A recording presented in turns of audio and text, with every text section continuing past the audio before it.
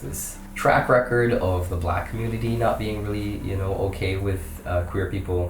What would you say to someone who might be grappling with gender fluidity or their bisexuality? There's an entire genre or like trope that you're supposed to be. I feel like there's a deconditioning in a sense that actually has to happen for women as well. For sure, because a lot of men have said, yeah, women have asked them to be vulnerable, and then whenever they do that, it's over. Someone asked me to be vulnerable, and then I did that, and then they were like, ooh, not like that, And how did that make you feel?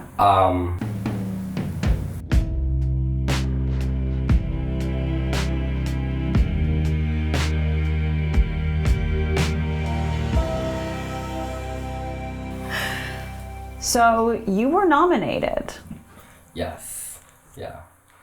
Someone had told me about this, and I was like, oh, that's very interesting. And I guess because they know that I do baths like after the gym usually, but I live in an apartment in Toronto, so a bath usually means that I am like bent. You know what I mean? So yes, thank you. We get to bathe one part at a time, and you go from there. And so they were like, and they know that I do media, so they were like, this seems like something that fits your aesthetic. I'm like, okay, cool. Do you think it's because you enjoy a bath every now and then that they nominated you, or do you think maybe it was something else? I don't know, really. Like, they do know that I take baths, and I don't know if I didn't realize that it was such a special thing to be a man who takes a bath, I suppose, but there's not, I guess, any other man that I've ever discussed it with. They're just sort of like, yeah, and then change the subject. As in they wish they could take more baths, or they find it strange that men are bathing? I don't know. I suppose it's just not something people talk about. Like where I'm from, everybody either takes a bath or like you take a shower with a bucket or something like that. Like when I was a kid, there was no running water. I'm from South America, so that's like my grandfather had to build the pump in our house so that we could take showers. So filling up a tub and sitting in it was just normal. Yeah, baths are a bit of a luxury, I suppose, yeah, when you think about it. Well, the reason why this person nominated you is because they said that you are exemplary of noble characteristics, more or less, that you made them feel really safe in a space that they were with you, and they really wanted to advocate for you to be part of this so you could share your story. They also mentioned that you identify as someone who's gender fluid, and so having you a part of something called Men Who Take Baths will offer a unique perspective that somebody out there might really need to hear. Right. And so it's sort of a relatively new thing for me. I came out as bisexual in 2018 after not really wrestling with it, but like more like having the space to think about myself. And then lived by myself for the first time ever in 2022, which once again gives you the space to find out who you are when you're not with anybody, which is another luxury, especially in a place like Toronto where rent is about the same price as a kidney. You've looked it up. Oh, if there was somebody to buy a lobe of my liver, it wouldn't even give me a house. I'd get a condo in Barrie. So, yeah, and even figuring out that like there's a part of me that is not just a feminine side, but finding more like an actual like feminine trait that is fluid depending on my situation, how I'm feeling that day, what I ate, all these things. And I guess the concept for whenever someone asks me about it is just, I feel more like I am a guy who's just girling sometimes. And there are times when, especially if I'm in a club with my friends or whatnot, I'm girling, but I'll have to guy for a second to make sure that everybody is safe, that things are okay. Someone told me I would be the prettiest bouncer. And I'm like, I don't know about that, but we'll see. And so yeah, I'm pretty open to discussing like my experience and my thoughts on it, and yeah, just because like that's my job, is talking. Usually not while in the bath, but, you know. As a comedian. Yeah. I mean, a lot of times you're making a joke and it's just not funny. You're just talking. So I've just come to be okay with that type of silence. Probably the show I'm going to be on tonight, there's a few jokes that are just not going to land. I'm okay with that. So you're comfortable with discomfort. Yeah. In the name of saying what you want to say. Yeah, in terms of like getting my wider point across, or even figuring out how to say something uncomfortable in a comfortable way, which is more like, you know, bringing relatability to something that's strange. Given your perspective, what does being a man mean to you? In my previous experience, my socialized experience, it generally means like, yeah, taking somewhat of a leadership role, protector role,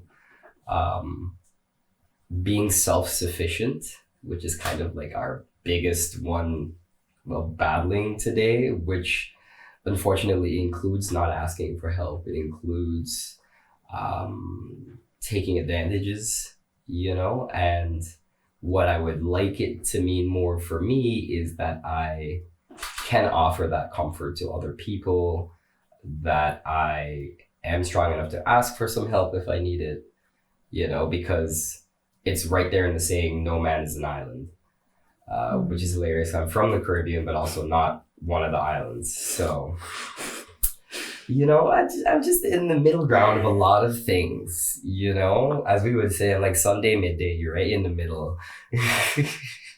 Wednesday midday. Yeah. I changed it to Sunday. Sunday midday also feels like the middle between the weekend and needing to get towards the Monday mentality. Yeah, exactly. So it's the Sunday midday is like, it's this transition period. Like you've just finished church, you know, you're gonna have this little siesta, but then by about 5:30, you're probably back into work mode because tomorrow's Monday and it'll have to be if you want to survive, you know. So which I guess is another very like man mentality, is like, yeah, I'm gonna have to get up and go to work on Monday because I will, realistically, you know. What do you think most people get wrong about masculinity? What they get wrong, I suppose everybody is interpreting what they've been socialized to believe or what works for them. What I think is probably damaging a lot of relationships in the name of masculinity is being able to be vulnerable, is being able to, you know, admit when you don't have these traditionally masculine feelings or thoughts or even wants, you know, being forced into some of these situations and then being uncomfortable about that and not being able to say that you're uncomfortable about it.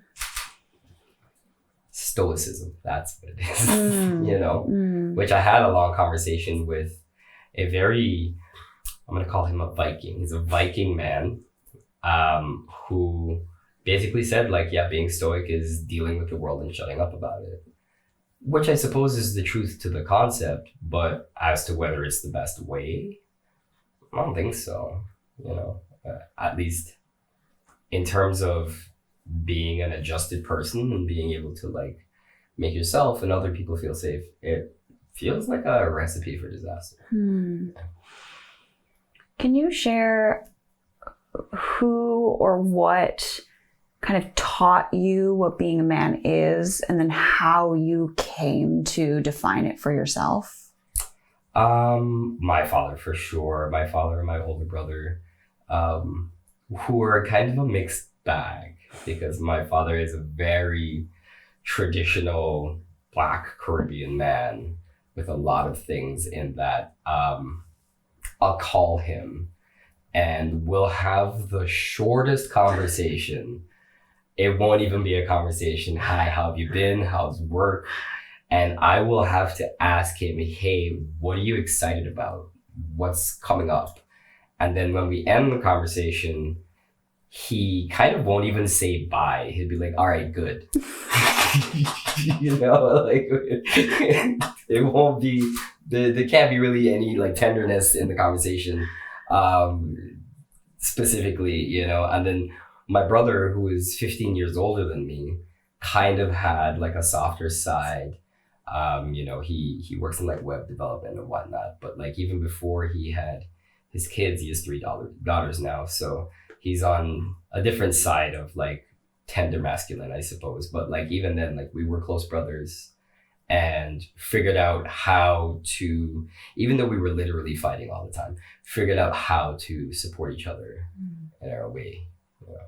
And so then over time, kind of being here and being separated from both of them, encountering a different community through my artist community, and having a lot of people like reintroduce me to what is possible, and the fact that there is a community that can support you even if you are a weirdo, taught me that I can very much just build my own space.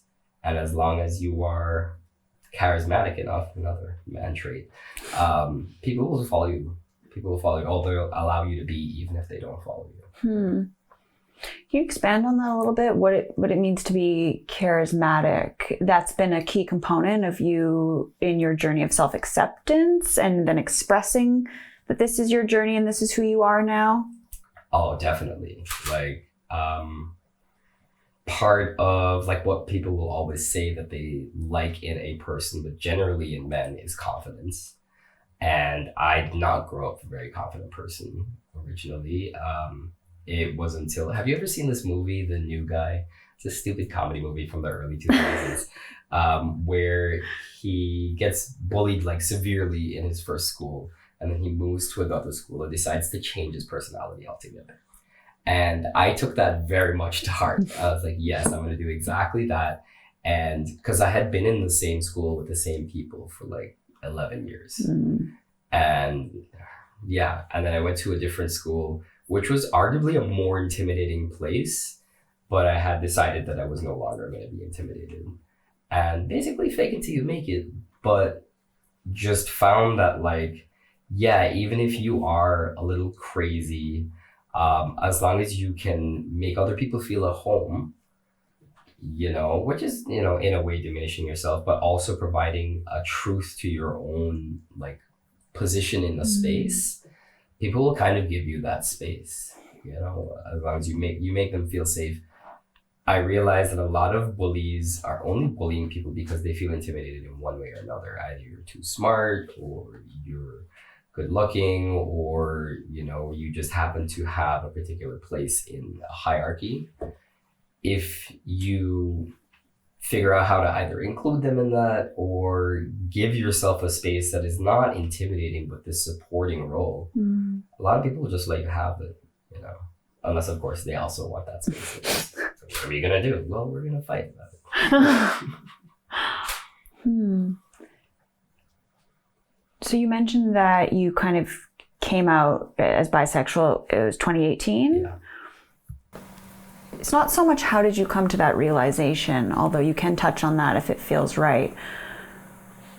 But how have you really stuck with that through any kind of pushback you've received, if you have at all?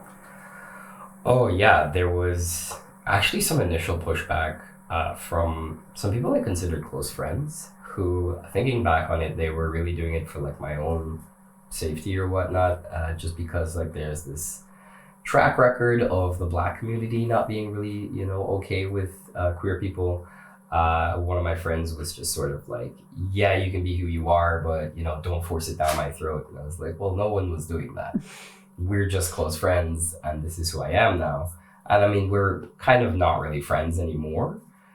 But for a lot of other people, especially like my artist community, they were mostly like, oh, right. You know, it's just very much, oh, right, of course. You're an artist. How could you not have been secretly gay the whole time? Oh, wow. You wore plaid. But not the regular plaid, you know, the fun plaid. Anyway. As a Canadian, I feel bad that I don't know the difference between regular plaid and fun plaid. there's Canadian plaid, and there's joke plaid, which is what I was wearing, and then there was actual like tartan. I see. Traditional plaid, and which is a signifier of being of noble birth, which according to my grandfather we are. I did go to Scotland to trace our roots a little bit back, and I did buy a kilt that is from our family. Spent $90 on that. Don't do it. Have worn it once.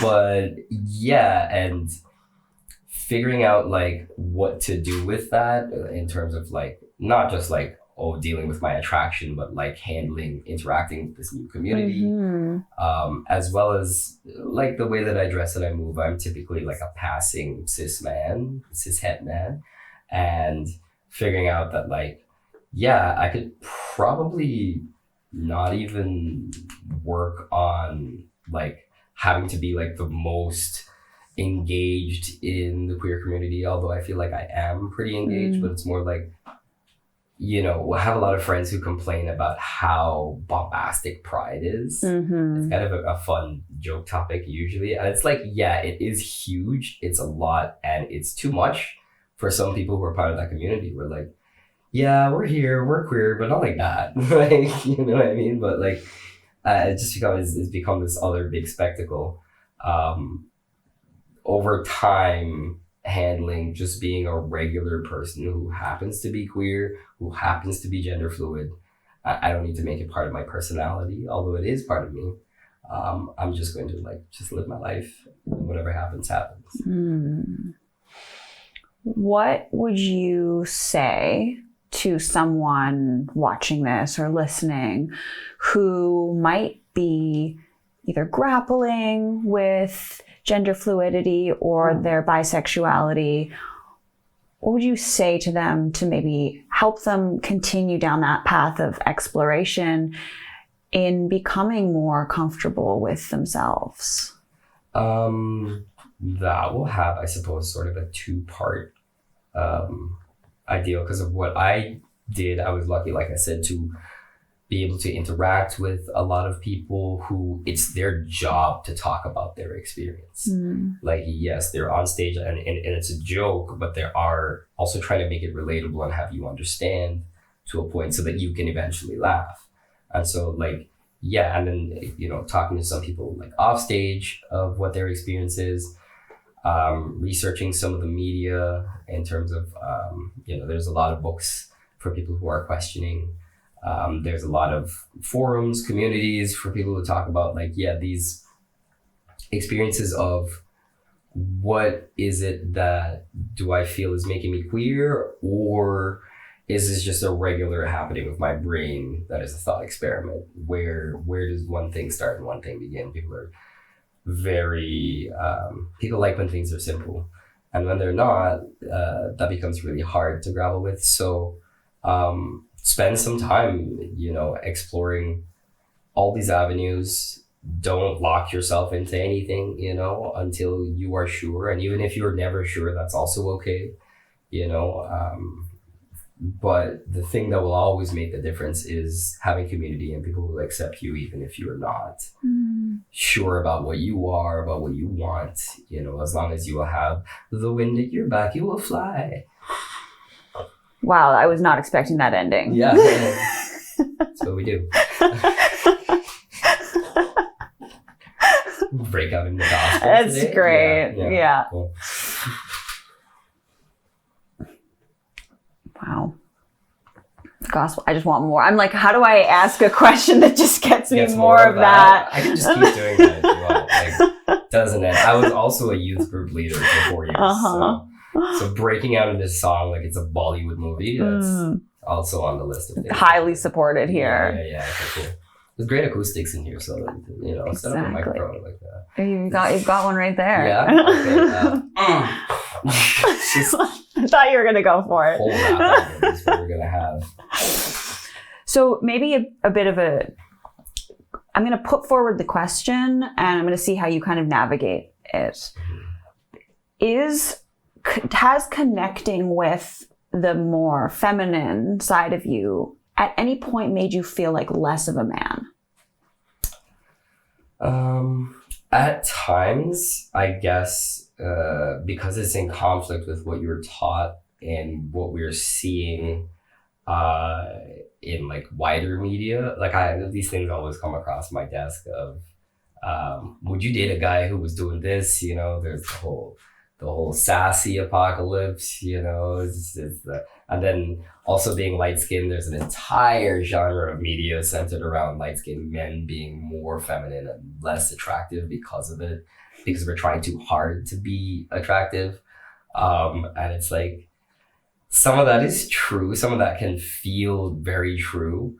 And I would say there are times when it interferes with my idea of being a man, but the ease with which I now live my life has completely overridden a lot of that. I'm just like, yeah, there's so much nonsense that I no longer deal with that I'm just really happy to have found this fun little niche that I kind of live in. Like even being an immigrant man, that typically tends to like harden a sensibility of what it is to be an immigrant man here in Canada, because there's an entire genre or like trope that you're supposed to be, and I've managed to mostly abandon that. What's the trope? The trope typically is that you're gonna have 5 jobs, and be kind of a strength man and not be influenced by the queer media, usually the queer media here, where it's like, yeah, everything's okay now. Well, I think it's okay to just not be a man anymore. And it's like, no, I've decided to be a different type of man that fits who I actually am and not whatever the cookie cutter societal expectation should be, because that's made me more comfortable. It's made me more successful for sure, in terms of like what I happen to do in my love life, definitely. And then just in terms of like being able to be comfortable in most situations, not having to. I used to have a joke that one of my relationships was with a powerlifter woman, because that's what I like, girls who can put me through drywall, and guys who can do drywall. But not having to be macho in public just for like certain triggers, it feels like, yeah, you're being written into scripts that you didn't sign up for. You know, some dude steps on your shoe when it's time to fight. Why? You know what I mean? Yeah, I paid a lot of money for this shoe, but the only reason that you're doing that is for it to be a male status symbol in the first place. And so I can just enjoy this for what it is and not have to feed into what the rest of the ethos is, in order to feel like a person. And I think that is what a lot of like traditional masculinity is to demand respect in this type of way that is sort of very limiting. And realizing as well that there are a lot of people who don't have the personal impetus to create their personality beyond what they might have learned, because that takes a lot of work. It takes a lot of heartbreak. And if you don't have the support to pull that off, you're going to be lost. So, which I want to say like, 2014 to 2018, I was just like not even sure who I was and still probably figuring it out. But now I know that I can change and then explain that change to people who are close to me, and they'll be like, yeah, fine. You don't have to go to Bellevue. It's fine.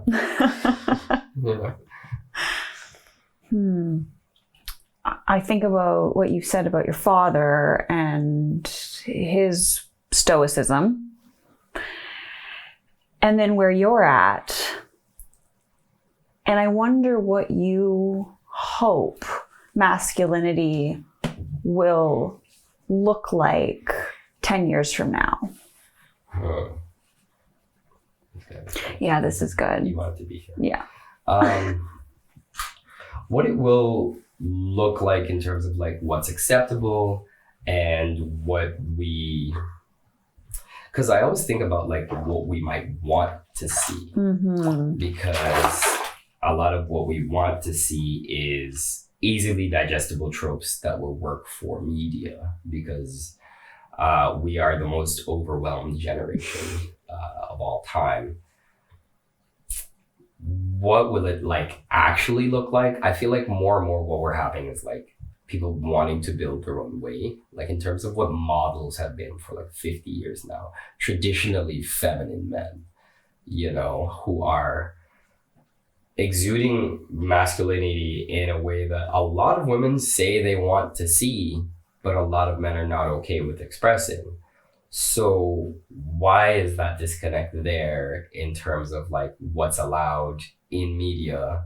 And a lot of men are like, well, that's because he's a model. That's because he looks like that. And it's like, no, I've seen some ugly models, bro. Like, it's about how you carry yourself.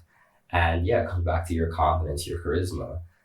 But that can be really hard to do if you know, for whatever reason, your self-esteem is not in that place.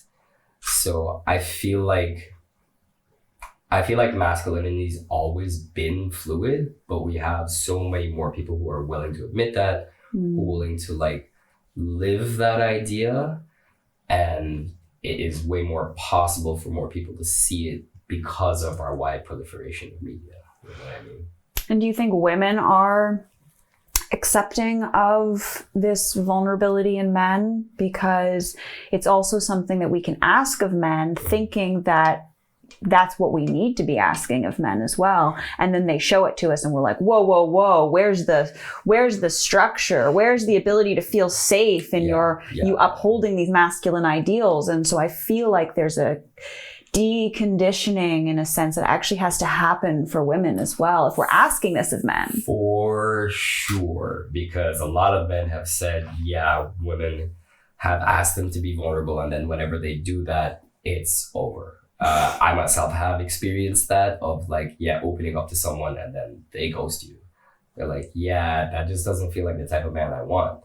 I'm like, well, luckily in a place like Toronto, people are, especially once again within the artist community, people are way more open to figuring out things instead of going by their scripts, or like re-asking questions, or like circling back is such a skill in terms of like being able to think about something and come back to it versus making up your mind once and for all.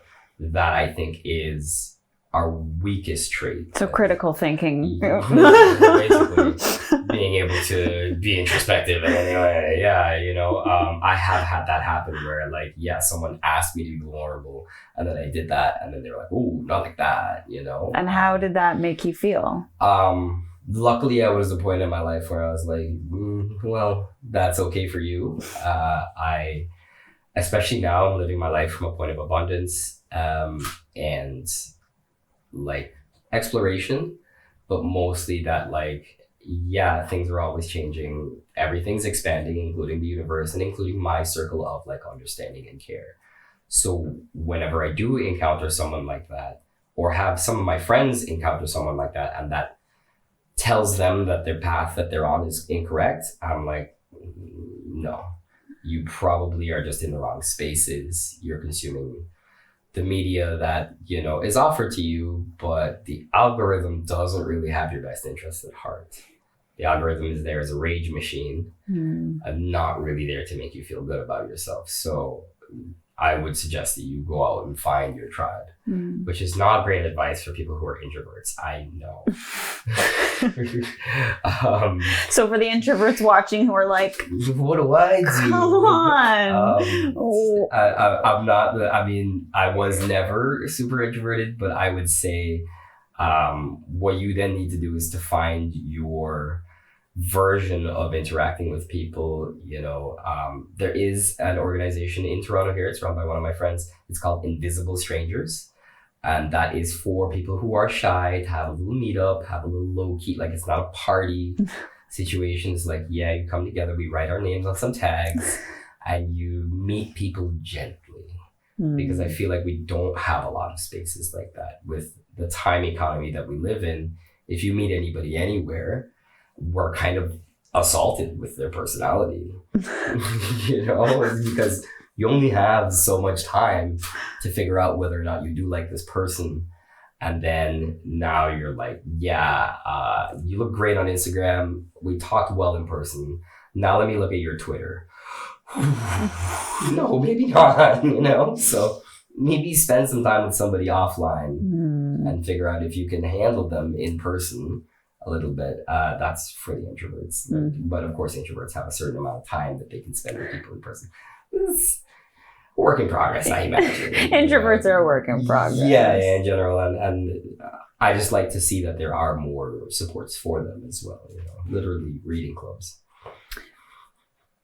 You seem to be well versed in nuance. I hope so. Is nuance something that we are currently lacking? I feel like we've always needed more nuance, because as we introduce more is required, because you can never completely understand one, but nobody can ever completely understand another person. And so in terms of like the nuance between what is accepted and what you might need, people need to find their own safe space for that. And like, there are people working very hard to create safe spaces for people who need that nuance. But I feel like in general, a lot of people would not like be able to understand that on the first pass. They themselves are nuanced beings, but interpreting nuance externally is just hard to do on the first pass for most people, unless that is, once again, what you're trying to always do. And so a lot of friends will come to me with their grievance. I'm one of the worst people to bring your fight to, you know what I mean? Where they're like, this person did me wrong. And I'm like, well, they were probably having a bad day. Like, did he eat? Like, you know what I mean? And I feel like in general, because sometimes you don't always want nuance in your situation. You don't always want there to be that gentleness of interpreting the situation, because then that means that your lizard brain can't get what it needs, Which is sometimes just a directness. Yeah. We love to deal in black and white because it allows us to stop thinking about it. If we were to take a nuanced approach to our entire lives every day, we'd get nothing done, So yeah, we need to be able to apply nuance where it's necessary. In terms of like what plays well on media, especially in social media, nuance is boring. It means work, it means introspection, it means more critical thinking, and that's not profitable. Right, yes. Ducky agrees. Yeah. Actually, you've named them? Yes. Huey, Louie, and Bluey. There we go. Yeah. So Bluey agrees. Yeah. Are you the man you want to be? That's interesting. I guess as a gender fluid person as well, I am a version of a man that I like, but I'm also a work in progress and need to include a little bit more things in my personal, like, how do I put this? More of like, it's a journey to figure out like, how much of a man do I want to be in terms of like, how do I interact with my like feminine identity? How do I judge myself on those scales? How do I present when, I'm in community with other men or women or non-binary people? I think right now I'm doing a great job of taking care of my community, who are my community, but it's kind of like difficult to figure out really who that is. I like how it's going, but I don't think I'm there yet. Is there anything left unsaid? Is there anything you'd like to leave behind in the bath today?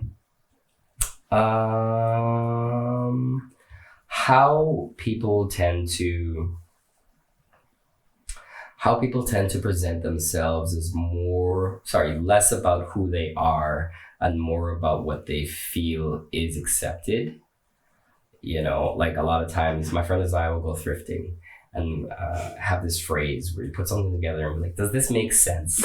You know, you're putting on an outfit, it's like, does this make sense? Not, does it look good? You know what I mean? Because I already put it on. I think it might look good, but it might not make sense, you know? And what that tends to mean is like, is this interpretation okay to you? We need to do less of that and more of just feeling our way through things. But a lot of how we feel is how we are treated by other people based on their interpretation of us. So very cyclical, very dependent on tropes, very dependent on like previous media. What we might want to do is to just spend more time dealing with people themselves, which is kind of hard to do in our heavily politicized state, of course. But people are nuanced, and allowing them the space to show that, and then using your own critical thinking to figure out what that means for you and them as friends, if you are, more people need to spend some more time doing that, I think. And final question, if everything, these tropes, these memes, this conditioning is all this kind of spinning mass, how do you know that you are who you are in the center of it, impervious to it? If you can reach that place, how do you land at, this is who I am? Arrogance, mostly. Because it's kind of impossible to land. Not ignorance, no, arrogance. Arrogance, yes. Ignorance would be that you have no idea of whatever is happening out there. And so, I mean, you become arrogant by way of ignorance, which I suppose a lot of people are doing. But if you are also, knowledgeable of the nuance and then deciding that you are who you are and also deciding that maybe you don't know everything that you need to know, is being arrogant enough to make those questions even in spaces where that question might not be welcome, you know? And so I'm going to go ahead and call it arrogance because it's one of those like offensive qualities that needs to be able to create some armor for you. Because when people start to challenge you, whether in a good or bad way, you have to be able to back it up. You know what I mean? You might not, it might not always be the healthiest thing for people to do that, or you might not always defend yourself in the healthiest way, but to, preserve your sanity, you have to be able to go ahead and say, hey, maybe I might not be for you, but I'm for me. And then working your way through that interaction with as much grace or not, you make that decision and reconcile that with what it means for your relationship with that person, for whatever they take away into the world. And so, yeah, there's no, I don't think there's any way to land, until like you become old and you decide to stop caring, which I guess is coming for us all, but maybe not me. That's the arrogance right there. You're going to live forever. Of course. And unfortunately have to care forever too, apparently. Yeah. I do yoga every day and I plan to not stop and to be one of those. I don't know if you ever watched this movie, Atlantis, the Disney movie where there's that old man cracking and breaking everything in every scene. And it's like, yeah, that's going to be me right there. Mm-hmm. I'm going to be 90 pounds and flexible as hell. All right, men take baths in 90 years. We'll see you there. Yeah. By that time, it'll be sonic baths only. Yeah. Oh, wait. There we go. Thank you, Clif. Thanks for having me. I got to take a bath today. Perfect. I did the...